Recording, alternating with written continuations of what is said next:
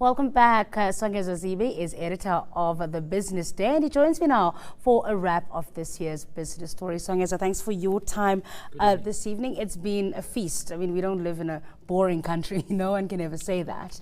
And I suppose the biggest story this year, one that we're all thinking about at this point, is Eskom's inability to keep the lights on.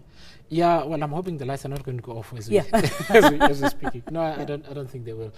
Eskom is big because it's got an effect on just about everybody who's connected. And over the last 20 years, I think exponentially more people has been connected to the grid. The risk is South Africa has got a growth target of 5.4% minimum. If we are going to make a dent on unemployment according to the National Development Plan. The growth forecast has been cut again during the course of the last 18 months, and it's been cut again to 1.5%. So if Eskom isn't able to provide that certainty with electricity, it threatens the potential for new investment, especially expansion, as well as investment coming from outside. Absolutely, and of course we're still waiting to see if the new power stations are going to meet deadlines. All indications are we keep pushing it out. It's like a moving target, the deadline, particularly for Medupi. Yeah, look, I mean, the new power stations on their own are not such a big deal. I think our biggest problem is the maintenance program at Eskom, which is completely out of sync, because there were two occasions when it was absolutely critical to perform maintenance and load shed as if it was necessary. The first one was really impossible because it was the World Cup. They deferred that maintenance. The second occasion was just before the elections. The former minister, Malusi Gigaba, said, keep the lights on and the lights are going to stay on. That means they deferred maintenance again, which means the margin for error and breakage is non-existent. And that is what we sit with. So the existing fleet needs resynchronization with its own maintenance schedule, and that's going to take a long time. Another story that captured the imagination was the collapse of African Bank Investments Limited. And I remember at the start of this year speaking to a few economists about the unsecured lending bubble. And it seems no one quite foresaw that the behemoth that was ABEL would actually be the biggest victim of that. Well, I mean, there is no bubble. I don't think there is a bubble, by the way. I think African Bank Investment just didn't do the kind of work that they needed to, the kind of homework they needed to do. On several occasions, they seemed unable, well, they're called able, they seemed unable to estimate how many people would default on their loans, and they under-provided for it. So they needed a rights issue, then there was a bonds issue, then they needed a rights issue again. You can't keep going back to shareholders to ask for more money. The second problem they had is that they failed to diversify into the retail space so they could take deposit. And Leon Kekernis told lots of people, including Pagamisan Zamela from our own newsroom, that he's a lender, and that's all that he does. A combination of those two things, plus what I believe are elements of reckless lending, because after a while they needed to refine their risk model. They didn't. The last thing, Siki, is that I don't think that board was strong enough to look after that kind of company with that kind of chief executive who is a larger-than-life character. When been there for such a long time and has had his hands in every single part. Exactly. My suspicion is that he virtually appointed them and nobody could tell him no. Besides, they didn't have the wherewithal to do it. Oh, we're going to watch what happens there with the good bank versus bad bank. Lots of big deals in corporate mergers and acquisitions, the biggest one being Steinhoff and Pepco. Yeah, I know. I remember talking to the guys in the newsroom and saying, well, actually, let's say Pep Stores owner or something, because people don't quite know what Pepco is. Yes. And Steinhoff own businesses in automotive, in retail, the JD Group and that sort of thing. It is a big deal. It's a massive deal. It's 62 billion rand or $6.2 billion in an international business. I think that was the defining deal of this year, because part of the problem is that when you don't even have an M&A activity, so on the one hand you don't have the organic growth from the growth of the economy. On the other hand, when the deals dry up, the sentiment turns negative, and there were some pretty impressive deals this year. David Jones and Woolies was quite another. And there was a lot of drama around that one until it finally went through, right? No, Sigi, for years I worked with mergers. I worked for a very acquisitive company. They were very exciting when you're involved in it. And it was quite interesting to watch how this deal was blocked by a very astute, influential shareholder. Yes, we knew how to play the game, but I think in the end, he knew that he would have to give in at some point, and they have. The important thing, though, again, is that you've got a South African company expanding overseas. Sometimes this is seen as a bad thing. I don't think it's a bad thing at all, because we also ask for foreign direct investment to come here.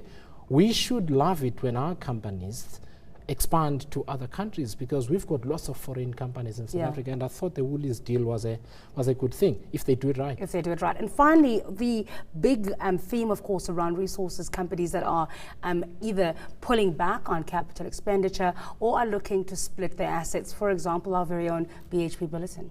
Yeah, you know, there's an interesting thing. There's Anglo-American and there is BHP Billiton, and essentially they're kind of trying to do the same thing. For many, many years in mining, the big question from analysts was exposure to South Africa and other emerging markets, and there is a discount at which the share price trades as a result of the level of exposure that you have.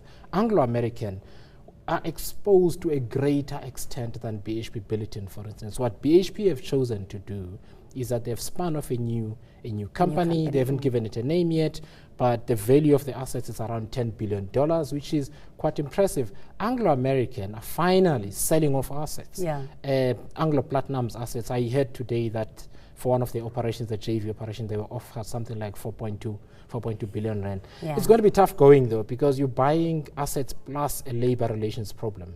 Absolutely. We'll leave it there. Thank you so much for talking to us. Songezo Zibi is editor of The Business Day.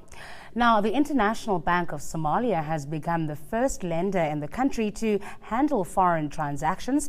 Bank officials say it's a sign that the country is stabilizing after decades of conflict. For residents of Mogadishu, it feels like a new building has been added to their cityscape every time they look. But this one is special.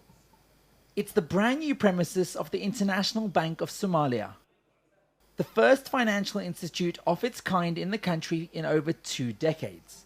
Around 40% of all Somali families rely on remittance from another country. And with the central bank having reopened in 2009, it quickly set about putting policies in place to allow the IBS to operate. In IBS, we are using international standards.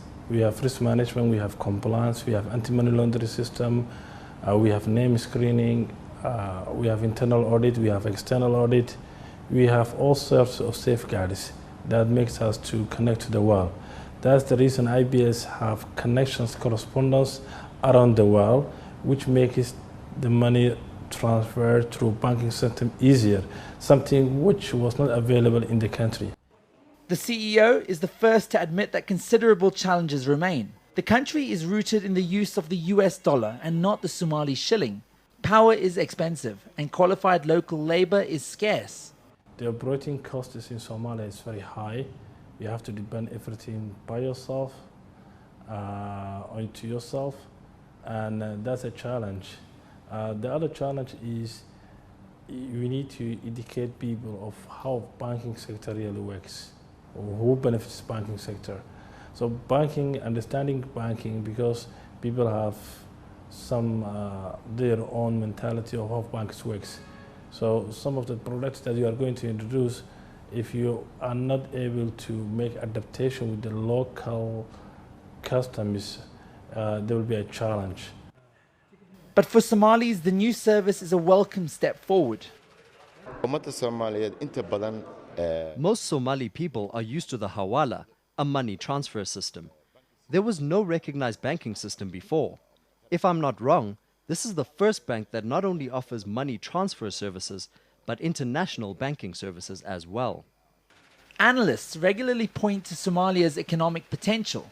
The resource-rich country grew around 4.7% last year, according to the World Bank. Livestock, remittance from abroad, and telecommunications form the backbone of a healthy informal sector. The recent and highly publicized installation of the country's first ATM at the popular Jazeera Hotel is another symbolic and tangible indicator that Somalia is now open for business. The Somalia banking sector is going or set to grow. More banks are coming, more regulations or regulation actors will be coming into scene, and there will be good news coming. For example, stock market, the cook market, association of banks, all of them will be in play. Somalia's financial players have big plans for their country, but the true measure of their success will be how profoundly and quickly the benefits of their initiatives will help business and the lives of the country's ordinary citizens. Our daily question and answer feature is up next. Stay with us.